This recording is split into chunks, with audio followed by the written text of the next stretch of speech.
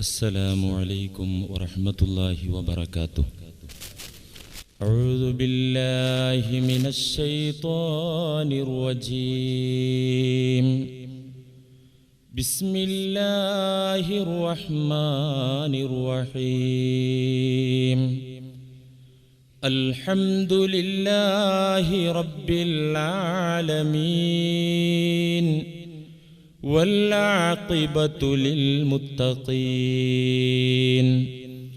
الصلاة والسلام على سيدنا ومولانا وحبيب ربنا وطبيب لبنا أبي القاسم محمد خاتم الأنبياء والمرسلين ورسول رب العالمين معلم البشرية من لدن حكيم خبير وعلى آله الطيبين الطاهرين وعلى أصحابه أجمعين. أما بعد، أعوذ بالله من الشيطان الرجيم. بسم الله الرحمن الرحيم. ألا إن ثمود كفروا ربهم ألا بعدا لثمود. صدق الله مولانا العظيم. من استوى يومه فهو مغبون ومن كان يومه شرا من أمسه فهو ملعون. صدق رسول الله. الحمد لله حمدا دائما أبدا والحمد لله ثم الحمد لله. الحمد لله رب العالمين على ما كان يلهمني. الحمد لله. അർഹമുർറാഹിമായ അല്ലാഹു നമ്മിൽ നമ്മുടെ എല്ലാവിധ തെറ്റുകുറ്റങ്ങളും വിട്ടുപുറത്ത് മാപ്പാക്കി തരുമാറാകട്ടെ. അള്ളാഹുവിൻ്റെ ത്വഅത്തിലായി ദീർഘായുസ്സോടുകൂടെ ജീവിക്കാനുള്ള അവസരം പടച്ച റബ്ബ് ഒരുക്കി തരുമാറാകട്ടെ. എല്ലാവിധ ഹൃദയ രോഗങ്ങളിൽ നിന്നും ഈമാനിനെ നഷ്ടപ്പെടുത്തുന്ന മനോവൃത്തികളിൽ നിന്നും പടച്ച തമ്പുരാൻ കാത്തിരക്ഷിക്കുമാറാകട്ടെ. അള്ളാഹുവിനെ അറിഞ്ഞ് അവനെ സ്നേഹിച്ച് അവൻ സ്നേഹിക്കാൻ പറഞ്ഞതിനെയൊക്കെ പറഞ്ഞവരെയൊക്കെ യഥാവിധി സ്നേഹിച്ച് ഈമാനികമായ ജീവിതം ചിട്ടപ്പെടുത്താൻ പടച്ച തമ്പുരാൻ നമുക്കേവർക്കും തൗഫീഖ് നൽകി അനുഗ്രഹിക്കുമാറാകട്ടെ. നമ്മെയും നമ്മിൽ നിന്നും മരണപ്പെട്ടു പോയവരെയും അള്ളാഹു ഫിർദൗസിൻ്റെ അഹ്ലുകാരായി സ്വീകരിക്കുമാറാകട്ടെ. ഇരുലോകത്തും വിജയം കൈവരിക്കുന്ന, ദുനിയാവിലും ആഖിറത്തിലും ലക്ഷ്യത്തിലെത്തുന്ന ഭക്തന്മാരായ വിശ്വാസികളുടെ സ്വഭാവങ്ങളും അടയാളങ്ങൾ, ലക്ഷണങ്ങളാണ് നാം പറഞ്ഞുകൊണ്ടിരിക്കുന്നത്. അതെ, അള്ളാഹുവിൻ്റെ മുഹിബ്ബീങ്ങളായ അബ്ദുകൾ, അടിമകൾ, അവരുടെ യോഗ്യതകളാണ് ഇവിടെ എണ്ണി പറഞ്ഞുകൊണ്ടിരിക്കുന്നത്. 7 അടയാളങ്ങൾ കഴിഞ്ഞ ആഴ്ചകളിലൂടെയായി പറഞ്ഞു കഴിഞ്ഞു. ഇന്ന് 8ാമത്തെ അടയാളമാണ് പറയാനുള്ളത്. ദുനിയാവിലും ആഖിറത്തിലും വിജയം കൈവരിക്കുന്ന മുഅ്മിൻ അല്ലാഹുവിൻ്റെ നേരെ അവനുണ്ടാകുന്ന സമീപനം എന്താണ്? സ്നേഹവും ഭയവും സമ്മിശ്രമായ ഒരു വികാരമായിരിക്കും അത്തരം ആളുകൾക്കുണ്ടാവുക. സ്നേഹവും ഭയവും കലർന്നിരിക്കുന്ന ഒരു അവസ്ഥയാണ് അത്തരം അല്ലാഹുവിന്റെ ഇഷ്ടദാസന്മാർക്കുണ്ടാവുക. അയ്യകൂന ഖായിഫൻ ഫീ ഹുബ്ബിഹി അയ്യകൂന ഫീ ഹുബ്ബിഹി ഖായിഫാ. സ്നേഹത്തിൽ തന്നെ അവൻ അല്ലാഹുവിനെ ഭയപ്പെടുകയും ചെയ്യും. റബ്ബിനോടായിരിക്കും മറ്റെന്തിനോടുമുള്ളതിനേക്കാൾ സ്നേഹം. എന്നാൽ ആ സ്നേഹത്തിൽ അവന് ഭയവും ഉണ്ടായിരിക്കും. സ്നേഹമുള്ളതിൻ്റെ നേരെ, സ്നേഹമുള്ളവരുടെ നേരെ എങ്ങനെയാണ് ഭയമുണ്ടാവുക എന്ന ഒരു സംശയമുണ്ടായേക്കാം. അല്ലാഹുവിൻ്റെ നേരെയുള്ള ഭയം അവൻ ശിക്ഷിക്കുമല്ലോ എന്ന ഭയമല്ല, എനിക്ക് സഹിക്കാൻ പറ്റാത്ത, താങ്ങാൻ പറ്റാത്ത വിധികൾ ഇറക്കുമല്ലോ എന്ന ഭയമല്ല. പിന്നെയോ അല്ലാഹുവിന്റെ മഹത്വം മനസ്സിലായതിനാൽ ഉണ്ടാകുന്ന ഭയമാണ്. അല്ലാഹുവിന്റെ മഹത്വവും അവന്റെ വണ്ണവലിപ്പവും അവന്റെ മഹാത്മ്യവും ഗ്രഹിക്കുമ്പോൾ സ്വമേധയാ ഉണ്ടാകുന്ന ഭയമാണ് ഈ പറഞ്ഞത്. ആ ഭയം സ്നേഹം ശക്തിപ്പെടുന്നതിനനുസരിച്ച് ആ ഭയവും ശക്തിപ്പെടും. മിനിമം ഈമാനും മഹബ്ബത്തുമുള്ള ഒരു സാധാരണക്കാരനായ മുഅ്മിൻ, അവന് പാസ് മാർക്കിന് ആവശ്യമായ ഈമാനും റബ്ബിനോട് സ്നേഹമുള്ള ആളാണ്. അവന് പേടിക്കും, അവന് ഭയമുണ്ടാകും. അവൻ ഭയക്കുന്നതെന്താ? റബ്ബു തആല എന്നെ കൈവിടുമോ? ഹിദായത്തിന്റെ പന്താവിൽ നിന്ന് അവൻ എടുത്ത് എന്നെ വലിച്ചെറിയുമോ എന്ന ഭയമായിരിക്കും മിനിമം മഹബ്ബത്തും ഈമാനുമുള്ള ഒരു മുഅ്മിനിനുണ്ടാവുക. ഒരു സാധാരണ മിനിമം അല്ലാഹുവിനെ സ്നേഹിക്കുകയും മിനിമം വിശ്വാസം സമ്പാദിക്കുകയും ചെയ്ത ഒരു മുഅ്മിനിന്റെ പേടി എന്തായിരിക്കും? അവൻ കേട്ടിട്ടുണ്ട്, ലോകത്തിന്റെ ഗുരുവിൽ നിന്ന് അവൻ പഠിച്ചിട്ടുണ്ട്, അവസാന കാലം അടുക്കുന്തോറും ജനങ്ങളുടെ വിശ്വാസത്തിലെ വ്യതിയാനം പുന്നാര നബി വിശദീകരിച്ചിട്ടുണ്ട്. പ്രഭാത സമയത്ത് മുഅ്മിനായവൻ സന്ധ്യാസമയമാകുമ്പോൾ കാഫിറായിട്ടുണ്ടാകും. സന്ധ്യാസമയത്ത് മുഅ്മിനായ മനുഷ്യൻ പിറ്റേ ദിനം പുലർവേളയിൽ കാഫിറായിട്ടുണ്ടാകും.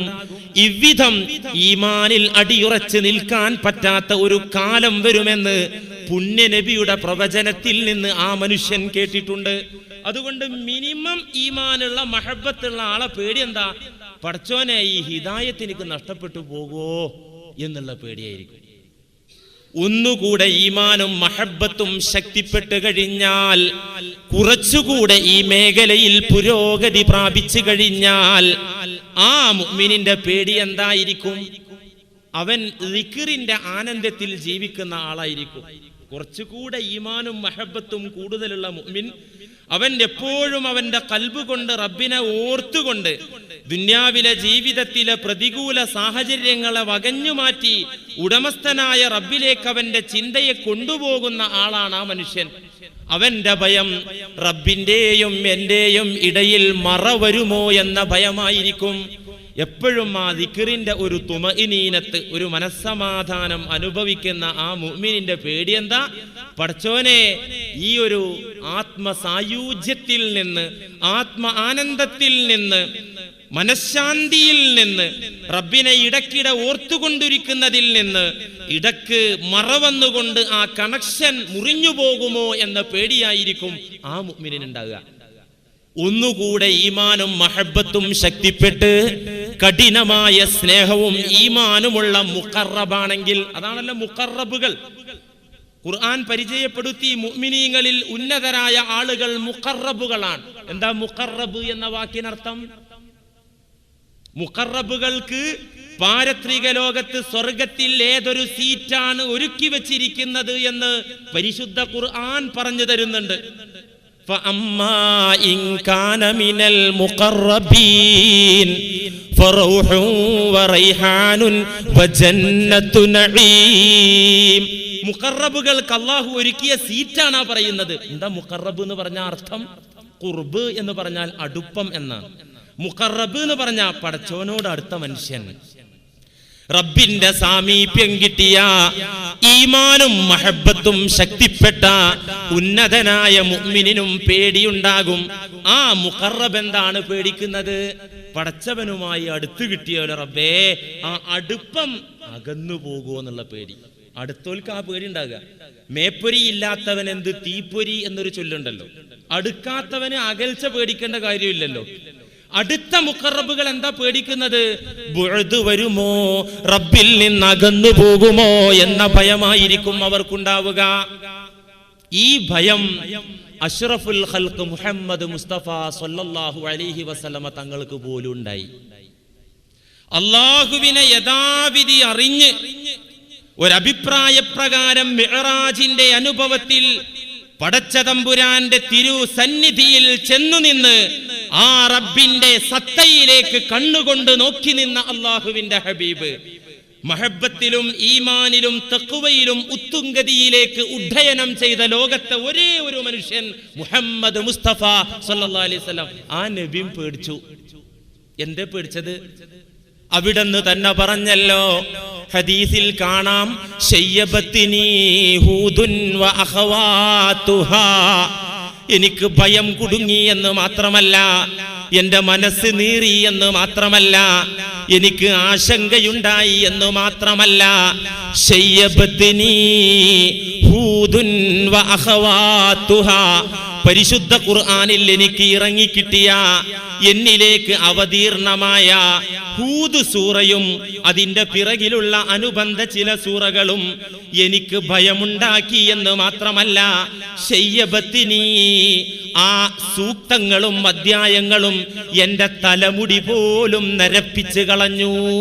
ടെൻഷനുള്ളവർക്ക് പെട്ടെന്ന് മുടി നരക്കുന്നു നമ്മൾ കേട്ടിട്ടില്ലേ? നമ്മൾ പറയാറില്ലേ? ഒരു വസ്തുത അതിലുണ്ട്. എന്റെ മുടി പോലും നരക്കാൻ മാത്രം എനിക്ക് പ്രയാസമുണ്ടായി ആ പരിശുദ്ധ ഖുർആനിലെ അധ്യായങ്ങൾ. ഏതധ്യായം? ഹൂദ് സൂറയും വ അഖവാതുഹാ, അതിന്റെ പിറകെ വരുന്ന അനുബന്ധ സൂറകളും എന്റെ മുടി നരപ്പിച്ച് കളഞ്ഞു. ഏതൊരു പരാമർശമാണ് പുണ്യനബിക്ക് പ്രയാസമുണ്ടാക്കിയതും ഭയമുണ്ടാക്കിയതും? ഹാദിൻ ഹുദാഹു ഖദ് ഹദാ മാനിഖ്തദാ സുബുലൽ ഹുദാ ഹൂദുൻ ശഫീഅൻ ശയ്യബത് ബി ഫസ്തഖിം മാഹാലഹാൽ. അല്ലഫൽ അലിഫു എന്ന നബി പ്രകീർത്തന കാവ്യ സമാഹാരത്തിന്റെ രചയിതാവും പ്രസിദ്ധ വലിയും പണ്ഡിതനും കവിയുമായ തമിഴ്നാട്ടുകാരൻ ഉമറുൽ ഖാഹിരി റഹിമഹുല്ലയുടെ അവതരണം. ഹാദിൻ ഹുദാഹു ഖദ് ഹദാ മാനിഖ്തദാ സുബുലൽ ഹുദാ ഹൂദുൻ ശഫീഅൻ ശയ്യബത് ബി ഫസ്തഖിം മാഹാലഹാൽ. അവിടുന്ന് ലോകത്തിനാകമാനം മാർഗദർശനമാണ്. സകല ലോകർക്കും സകല ജനതയ്ക്കും വഴികാട്ടിയാണ് അവിടുന്ന്. എന്തിനധികം ഈ ലോകത്തിന്റെ അന്ധകാരം മാറ്റാൻ ഉദയം ചെയ്ത ആത്മീയ അരുണനാണ്, സൂര്യനാണ് മുഹമ്മദ് നബി സല്ലല്ലാഹു അലൈഹി വസല്ലം. പരിശുദ്ധ ഖുർആനിന്റെ വിവരണ പ്രകാരം പറയുകയാണെങ്കിൽ, യാ അയ്യുഹൻ നബിയു ഇന്നാ അർസൽനാക ഷാഹിദൻ വ മുബശ്ശിറൻ വ നദീറാ വദാഇയൻ ഇലല്ലാഹി ബിഇദ്നി വസിറാജം മുനീറാ. അല്ലയോ നബിയായിട്ടുള്ളവരെ, അങ്ങേ നാം നിയോഗിച്ചിട്ടുള്ളത് സാക്ഷിയായിട്ടാണ്, സകല ജനതയ്ക്കും സാക്ഷിയായിട്ടാണ്, താക്കീതുകാരനായിട്ടാണ്, മുന്നറിയിപ്പുകാരനായിട്ടാണ്. സ്വർഗത്തെക്കുറിച്ച്, റബ്ബിന്റെ സൗഖ്യത്തെക്കുറിച്ച്, സൗഖ്യത്തിന്റെ ആരാമമായ സ്വർഗലോകത്തെക്കുറിച്ച് സുവാർത്ത അറിയിക്കാനുള്ള ബഷീറായിട്ടാണ് അയച്ചത്. തീർന്നില്ല, വദാഇയൻ ഇലല്ലാഹി ബിഇദ്നി, റബ്ബിന്റെ അനുവാദപ്രകാരം ആ റബ്ബിലേക്ക് ക്ഷണിക്കാനാണ് അങ്ങയെ നാം ഭൂമുഖത്തേക്ക് അയച്ചത്. തീർന്നില്ല, വസിറാജം മുനീറാ, നബിയെ അങ്ങ് ലോകത്ത് കത്തിജ്വലിക്കുന്ന ഒരു അണഞ്ഞു പോകാത്ത വിളക്കാണ് നബിയെ. സിറാജും മുനീർ, കത്തിജ്വലിക്കുന്ന വിളക്ക്. ആ വിളക്ക് കെട്ടുപോകില്ലട്ടോ, ഇന്നും കത്തുന്നു. മുഹമ്മദ് മുസ്തഫ എന്ന വിളക്ക് ഇന്നും കത്തുന്നു, ഖിയാമത്ത് നാൾ വരെ കത്തുന്നു. അതെങ്ങനെ കത്തുന്നത്? ഉന്നതരായ അള്ളാഹുവിന്റെ അമ്പിയാക്കന്മാരുടെ അനന്തരക്കാരായ വലിമാരിലൂടെയും ഉലമായിലൂടെയും പടച്ച റബ്ബിനെ അറിഞ്ഞാരാധിക്കുന്ന നിഷ്കളങ്കരായ പണ്ഡിതന്മാരിലൂടെയും അത് കത്തിക്കൊണ്ടിരിക്കുകയാണ് ആ നബുവത്തിന്റെ വെളിച്ചം. ഒരു വിളക്ക് കത്തുകയാണെങ്കിൽ ആ വിളക്കിലേക്ക് അതിന്റെ തിരിയും എണ്ണയും ഒക്കെ ശരിയായ മറ്റൊരു വിളക്ക് തട്ടിച്ചാൽ, ആ വിളക്ക് കെട്ടാൽ അതിലെന്തുണ്ടായിരുന്നത് അത് ഇവിടെ ഉണ്ടാകും. ഈ വിളക്കിൽ നിന്ന് അടുത്ത വിളക്ക് കത്തിച്ചാൽ, ഈ വിളക്കണഞ്ഞാൽ ആ വിളക്കുണ്ടാവും. പ്രഭ കുറയോ? വസിറാജം മുനീറാ, അള്ളാഹുവിന്റെ വിവരണം. അങ്ങ് അണഞ്ഞു പോകാത്ത, ഒരിക്കലും കെട്ടുപോകാത്ത വിളക്കാണ് നബിയേ. അങ്ങനെ ലോകത്തിനാകം വെളിച്ചം പരത്തുന്ന മുത്തുനബി. കവി പറയാ, തീർന്നില്ല, അവിടുന്ന് ഷഫീആണ്. നാളെ മഹ്ശറാവൻ സഭയിൽ അന്ത്യദിനത്തിൽ ഓരോ പാപികളായ മനുഷ്യരും അവരുടെ പാപങ്ങളുടെ തോതനുസരിച്ച് വിയർപ്പിൽ മുങ്ങിക്കുളിക്കുന്ന നേരത്ത് തലക്ക് മുകളിൽ ഒരു ചാൺ മുകളിൽ കത്തിയെരിയുന്ന സൂര്യൻ വന്നു നിൽക്കുന്ന ആ ഭയാനകമായ മഹ്ശറാവൻ സഭയിൽ എല്ലാ നബിമാരും നിസ്സഹായത വെളിവാക്കുമ്പോ സമൂഹത്തിന്റെ കാര്യത്തിൽ, ഉമ്മത്തിന്റെ കാര്യത്തിൽ ഒന്നും ചെയ്യാൻ പറ്റാതെ അവരൊക്കെ കൈമലർത്തുന്ന ദിനത്തിൽ, എല്ലാ നബിമാരും ഞങ്ങൾ നിസ്സഹായരാണെന്ന് പ്രഖ്യാപിക്കുന്ന ദിനത്തിൽ, അവിടുന്ന് ശഫാഅത്തിന് അധികാരമുള്ള, ശിപാർശക്ക് അധികാരമുള്ള മഹാവ്യക്തിത്വമാണല്ലോ അവിടുന്ന്. ശഫാഅത്ത് ഇത് ഖുർആൻ കൊണ്ടും ഹദീസ് കൊണ്ടും തെളിയിക്കാം. ശഫാഅത്ത് അത് കിട്ടാത്തത് ആരാന്നറിയോ? ഈമാനില്ലാത്തവർക്ക് കിട്ടൂല. ഖുർആനിൽ ചില ആയത്തുണ്ട്, ഈ സത്യനിഷേധികൾക്ക് ശുപാർശ ചെയ്യാൻ ആരാലും സാധ്യമല്ല, അവർക്കൊരാളുടെ ശഫാഅത്തും ഫലിക്കുകയുമില്ല. ഇത് ചില ആളുകൾ കണ്ടു മനസ്സിലാക്കി. ശുപാർശ, റെക്കമെൻഡോ, അതൊക്കെ ദുന്യാവില് അവിടെ നിന്ന് നടപടിയില്ല. എന്താ പറയാൻ കാരണം? ഖുർആനിലിതാ ഈ വിഭാഗത്തിന് ആരുടെയും ശുപാർശ സ്വീകരിക്കില്ല എന്ന് കണ്ടോ? അത് സത്യനിഷേധികളുടെ കാര്യത്തിൽ പറഞ്ഞതാണ്. ശുപാർശക്ക് അല്ലാഹു നബിമാർക്കും ഔലിയാക്കൾക്കും എന്തിനധികം ഒരു കുടുംബത്തിലെ വീട്ടുകാരനവർ നല്ല ആളാണെങ്കിൽ അൽഹഖ്നാ ബിഹിം ദുർരിയാതിഹിം, ഖുർആൻ പറയാ വീട്ടിലെ കാരണവർ നല്ലവരാ. മറ്റുള്ളവർക്കൊക്കെ പാപമുണ്ട്, അടിസ്ഥാന ബേസിക്കൽ ഈമാനുണ്ട്. എന്നാൽ ഈ കാരണവർക്ക് പടച്ചവനോട് പറയാം, എന്റെ റബ്ബേ എന്റെ കുടുംബം വേണം സ്വർഗത്തിലേക്ക്. അത് പറയുമ്പോ അൽഹഖ്നാ ബിഹിം ദുർരിയാതിഹിം, ആ മനുഷ്യന്റെ ഭാര്യ സന്താനങ്ങളെ ആ നല്ല മനുഷ്യന്റെ കൂടെ നാം പറഞ്ഞേക്കും, നാം ചേർത്തും. ഖുർആനാണ് പറയുന്നത്. അപ്പോ ശുപാർശ ഉണ്ട്, ശുപാർശയുടെ ശഫാഅത്തിന്റെ അധികാരിയാണ് അവിടുന്ന്. അങ്ങനെയൊക്കെ ആയ നബി, അത്രമാത്രമൊക്കെ സ്ഥാനമുള്ള നബി ഹൂദ് സൂറയിലെ പരാമർശങ്ങൾ കണ്ടിട്ട് പേടിച്ചിട്ട് മുടി നരച്ചു. ഏതു പരാമർശം?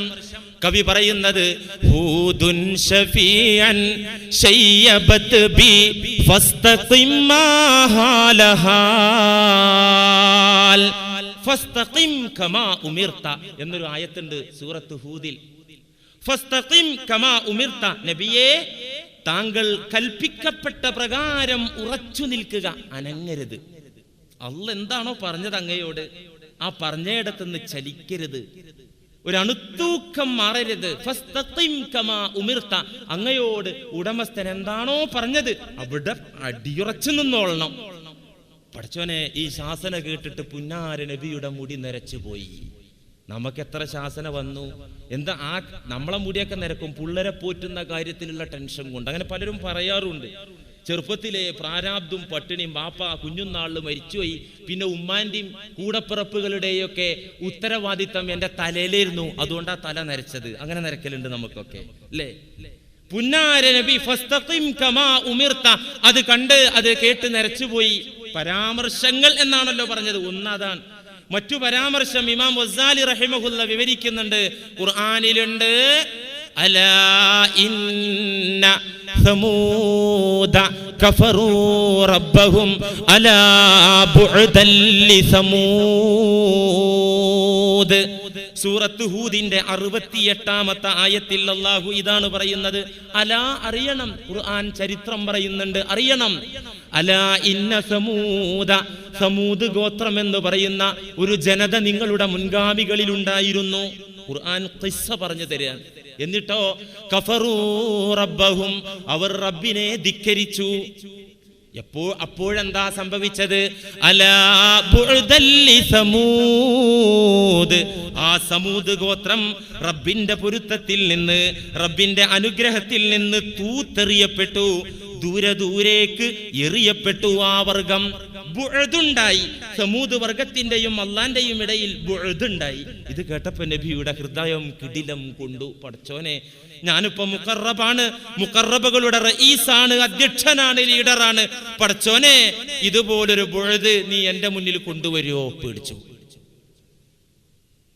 സൂറത്ത് ഹൂദിന്റെ 95-ാമത്തെ വചനത്തിലും കാണാം, അലാ ബുഅദൻ ലിമദിയൻ കമാ ബഅദത് സമൂദ്. സമൂദ് ഗോത്രം സ്വാലിഹ് നബി അലൈഹിസ്സലാമിന്റെ ജനതയായ ആ ഗ്രൂപ്പ് അല്ലാഹുവിൽ നിന്ന് അകന്നു പോയതുപോലെ മദിയൻ നാട്ടുകാരും റബ്ബിൽ നിന്ന് ദൂരേക്ക് പോയി. ഇതൊക്കെ കണ്ടപ്പോ നബി സല്ലല്ലാഹു അലൈഹി വസല്ലം തങ്ങളുടെ പ്രയാസം കൂടുകയും ഭയം കൂടുകയും അക്കാരണത്താൽ തലമുടിയിൽ നര ബാധിക്കുകയും ചെയ്തു എന്നതാണ് ഈ വചനത്തിൽ നിന്ന് നമുക്ക് പഠിക്കാനാകുന്നത്. പ്രിയപ്പെട്ടവരെ, പേടി, ഭയം, അതില്ലാതെ ഒരാൾക്ക് രക്ഷപ്പെടാൻ പറ്റില്ല. ചുരുക്കി പറഞ്ഞാൽ നമുക്ക് സ്വർഗം വേണോ? അള്ളാന്റെ ആളാകണോ? ഇവിടെ ഒരു വിഭാഗം ആളുകൾ ആത്മീയതയുടെ പേര് പറഞ്ഞ് ആത്മീയ കച്ചവടം നടത്തുന്ന ആളുകൾ, അവർ അള്ളാനെ അങ്ങോട്ട് സ്നേഹിച്ച് അള്ളാന്റെ അടുത്ത ആളങ്ങട്ടായി ആയിട്ട്. ഇപ്പൊ അവര് പറഞ്ഞ എനിക്ക് ഇടക്കൊക്കെ 2 എണ്ണം വീശുന്നതുകൊണ്ട് കുഴപ്പമില്ല, നിസ്കാരം ആ ഇടപാടന്നെ വേണ്ട, എനിക്ക് നേരിട്ട് പഠിച്ചവൻ വിവരം തന്നിട്ടുണ്ട്, എനിക്ക് മാർഗദർശനം തരുന്ന വലിയ ഔലിയപ്പാപ്പ ശൈത്താനാണതേ, മനുഷ്യന്റെ കോലത്തിൽ 2 കാലിട്ട് നടക്കുന്ന ശൈത്താനാ. അദ്ദേഹം പറഞ്ഞു ഈമാൻ ശരിയായിട്ട് നിസ്കാരം മതി എന്ന് പറഞ്ഞിട്ടുണ്ട്, അതുകൊണ്ട് ആ ഇടപാടും വേണ്ട. പിന്നെയോ റമളാൻ മാസം നോമ്പൊന്നും വേണ്ടാന്നേ. അതൊക്കെ പണ്ട് അറബികൾ തിന്ന് കൂത്താടി ഒട്ടകത്തിന്റെ ഇറച്ചിയൊക്കെ തിന്നിട്ട് ഓവർ സ്റ്റാമിനായി അവർ പിത്തൻ ഉണ്ടാക്കാൻ തുടങ്ങിയപ്പോ തൽക്കാലം അവർക്കൊന്ന് ക്ഷീണം വരുത്താൻ വേണ്ടി പറഞ്ഞതാ. അങ്ങനെ ഇടപാടൊന്നുമില്ല. ഇതൊക്കെ ഈ നമ്മുടെ മൂക്കിന് താഴെയുള്ള ഈ പെരുമ്പാവൂരിൽ ഇതൊക്കെ പറഞ്ഞ് പ്രചരിപ്പിച്ച് പാവപ്പെട്ട ആളുകളെ പറ്റിക്കുന്ന പിശാചിന്റെ ഗ്രൂപ്പ് ഉണ്ട്. നിങ്ങൾ ഉണരണം, ചിന്തിക്കണം. മക്കള് ചിലപ്പോ പെട്ടുപോകും. മക്കള് പെട്ടുപോയിട്ട് പിന്നെ എന്താ മോനെ ഇസ്ലാം ജിന്നേറ്റ കേറിയോ? ഇവനിങ്ങനെ ഇടക്കിടക്ക് ഈ മാല കൊണ്ട് ചൊല്ലുന്നുണ്ട്, എന്നാ പള്ളിയിലൊന്നും പഴയ പോലെ കാണുന്നില്ല, എന്താ ഇപ്പൊ ഇവന് പറ്റി? ആലോചിച്ച് പഠിച്ചു നോക്കുമ്പോഴാണ് ഇങ്ങനെ ഒരു സംഭവം അറിയുന്നത്. പിന്നെ അന്നേരം നോക്കിയിട്ട് കാര്യം ഉണ്ടാവില്ല. യഥാർത്ഥ ആത്മീയ വിദ്യാഭ്യാസം മക്കൾക്ക് കൊടുത്തില്ലെങ്കിൽ പെട്ടുപോകും കേട്ടോ. ഉള്ള കാര്യം പറഞ്ഞേക്കാം. ആത്മീയത എന്ന് പറയുന്നത് 90% ചൂഷണാണ്. സമാധാനം ഉണ്ട്, റബ്ബിന്റെ സ്വന്തം ആളാകാം, നാവുകൊണ്ട് എന്തെങ്കിലും പറഞ്ഞാൽ അപ്പം അങ്ങോട്ട് സംഭവിക്കും. ഇങ്ങനെയൊക്കെ ഉണ്ട്. ഞാൻ ഇതൊക്കെ പറയുമ്പോൾ ഇതിപ്പോ ഞാൻ ഒരു വ്യക്തിയെ ആക്ഷേപിച്ചിട്ടല്ലല്ലോ പറയുന്നത്. അല്ലല്ലോ, നിങ്ങൾക്ക് മനസ്സിലാവണില്ലേ? അല്ല. എന്നാ പറയുന്നത് ഞങ്ങളെ കുറിച്ചാ പറഞ്ഞത്. അടുത്ത ആഴ്ച എനിക്കൊരു ജലദോഷം പിടിച്ചാൽ അവർ പറയും, കണ്ടോ തട്ട് മേടിച്ചു മുസ്ലിയാർക്ക്, കണ്ടോ ആ പിറ്റേ വെള്ളിയാഴ്ച പ്രസംഗം ശരിയായില്ല, ഞങ്ങളെ കുറ്റം.